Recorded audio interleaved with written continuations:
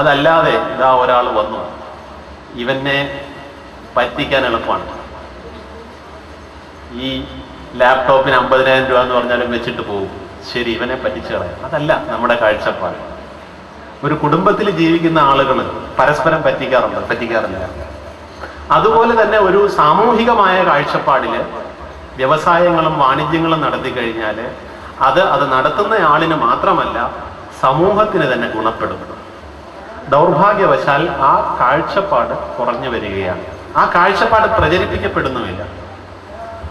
1-2 ഉദാഹരണങ്ങൾ പറഞ്ഞുകൊണ്ട് ഞാൻ അവസാനിപ്പിക്കാം. ടാറ്റയും ബിർളയും ഒക്കെ ഇന്ത്യൻ കമ്പനികളാണ്. അവർ തമ്മിൽ മത്സരമൊക്കെ ഉണ്ട്. നമ്മുടെ നാട്ടിൽ സോഷ്യലിസ്റ്റുകളും കമ്മ്യൂണിസ്റ്റുകളും പറയുമായിരുന്നു ടാറ്റയും ബിർളയുമാണ് ഈ നാട്ടിലെ ഏറ്റവും വലിയ മൂരാച്ചികൾ, ഇവരെ ഇവിടെ നിന്ന് കടത്തിയാലേ നമ്മുടെ നാട് രക്ഷപ്പെടുള്ളൂ. പഴമക്കാർക്കൊക്കെ അറിയാം. ഈ ടാറ്റയും ബിർളയും ഇരുന്ന സ്ഥലത്ത് ചില ബഹുരാഷ്ട്ര കമ്പനികൾ ഇന്ന് വന്നിട്ടുണ്ട് ഇന്ത്യയുടെ പുറത്തുനിന്ന്. എൻ്റെ അനുഭവം കൊണ്ട് പറയാണ്. ഞാൻ എറണാകുളത്ത് ഹൈക്കോടതിയിൽ പ്രാക്ടീസ് ചെയ്യുന്ന ഒരു വക്കീലാണ്. ഹൈക്കോടതിയുടെ പുറകിലായിട്ടൊരു കമ്പനി ഉണ്ട്, ടോംകോ എന്ന് പറയും. നിങ്ങൾ കേട്ട് കാണും. Tata oil mill company limited, Tomco. 501 bar സോപ്പൊക്കെ ഉണ്ടാക്കുന്നത് അവിടെയാണ്. ഇന്നിപ്പോൾ 501 ബാർ സോപ്പ് കാണുന്നില്ല. അവിടെ 1600 തൊഴിലാളികൾ ഉണ്ടായിരുന്നു ഒരു 90-92 കാലഘട്ടത്തിൽ.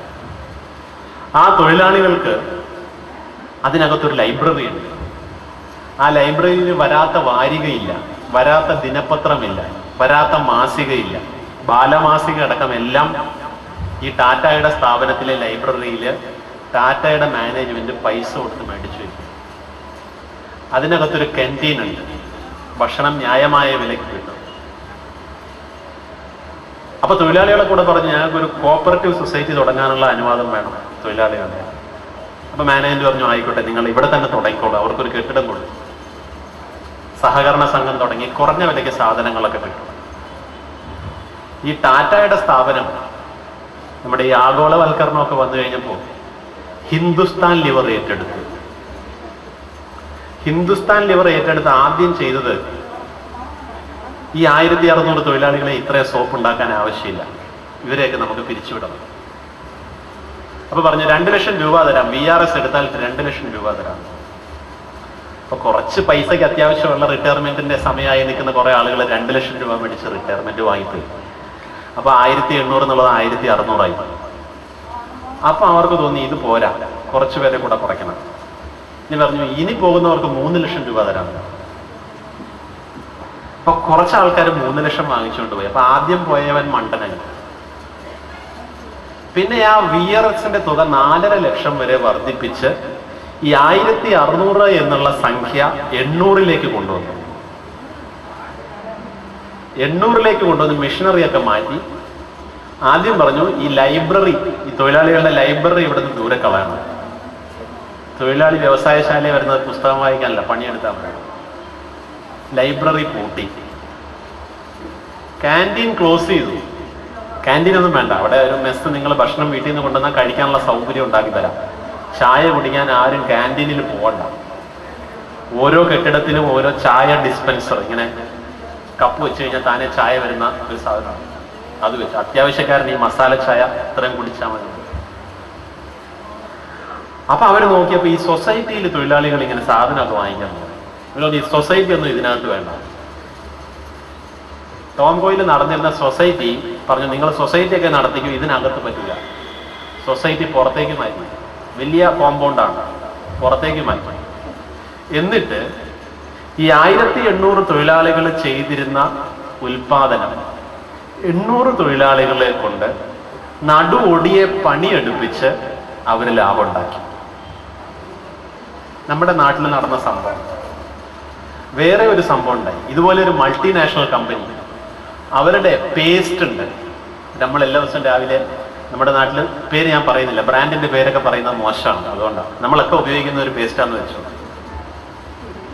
ആ പേസ്റ്റ് മാർക്കറ്റിൽ വളരെ ഏറ്റവും മുൻപനാണ്. എല്ലാവരും അതുണ്ടെങ്കിൽ അത് മേടിക്കും, അതില്ലെങ്കിലേ വേറെ ഏതെങ്കിലും പ്രോമിസോ ഒക്കെ മേടിക്കും. മൾട്ടിനാഷണലാണ്.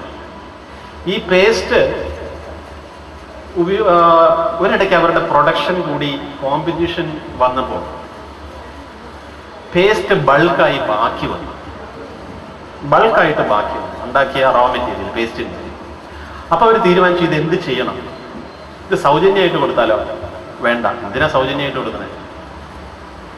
നമുക്കൊരു കാര്യം ചെയ്യാം. അവർ നോക്കി ഈ പേസ്റ്റ് ഈ ആളുകളെ കൊണ്ട് എങ്ങനെ കൂടുതൽ ഉപയോഗിപ്പിക്കാൻ പറ്റും. ഇപ്പൊ നമ്മള് 100 ഗ്രാം പേസ്റ്റ് ഒരു മാസത്തേക്ക് വേണമെങ്കിൽ അവനെ കൊണ്ട് 150 ഗ്രാം ഉപയോഗിപ്പിച്ചു കഴിഞ്ഞാൽ ഇതന്നെ ചെലവാകുമല്ലോ. അവരതിന്റെ മുകളിൽ വലിയ റിസർച്ച് നടത്തി അവരൊരു കണ്ടുപിടുത്തത്തിലെത്തി. എന്താണെന്നറിയാമോ കണ്ടുപിടുത്തം? ആ പേസ്റ്റിന്റെ ട്യൂബിന്റെ അറ്റത്തുള്ള തുളയുണ്ടല്ലോ, അത് കുറച്ച് വലുതാക്കിയാൽ മതി. അപ്പൊ രാവിലെ നമ്മളെല്ലാം പേസ്റ്റ് എടുത്ത് ഉപയോഗിക്കുന്ന ഒരു പ്രഷർ ഉണ്ട്, നമുക്കറിയാം ഇത്രയും ഞെക്കി കഴിഞ്ഞാൽ ഇത്രയും പേസ്റ്റ് വരും. കണ്ണടച്ചു വേണേ നമ്മൾ അത്രയും പേസ്റ്റ് എടുക്കും. പക്ഷെ ഈ തുള ഇങ്ങനെ വലുതാക്കി കഴിഞ്ഞപ്പോൾ അതിന്റെ ട്യൂബിന്റെ നമ്മൾ രാവിലെ എഴുന്നേറ്റ് അത്രയും തന്നെ ഞെക്കും, പക്ഷെ പടപടാന്ന് സാധനം ചാടും. പറയുന്നത് 6 മാസത്തിനുള്ളിൽ അവരുടെ സ്റ്റോക്ക് മുഴുവൻ തീർന്നു. നമ്മൾ ആവശ്യത്തിൽ കൂടുതൽ പേസ്റ്റ് ഉപയോഗിച്ചു. കച്ചവടമാണ്, ചതിയാണ് അല്ലേ? നമ്മുടെയൊക്കെ ഭാഷയിൽ പറഞ്ഞാൽ ചതിയാണ്. ഇതിനൊക്കെ വലിയ ചതിയില്ല.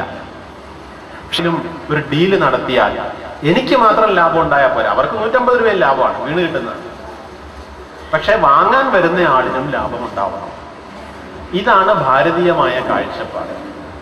ഈ കാഴ്ചപ്പാടിൽ സമൂഹത്തിന് വേണ്ടി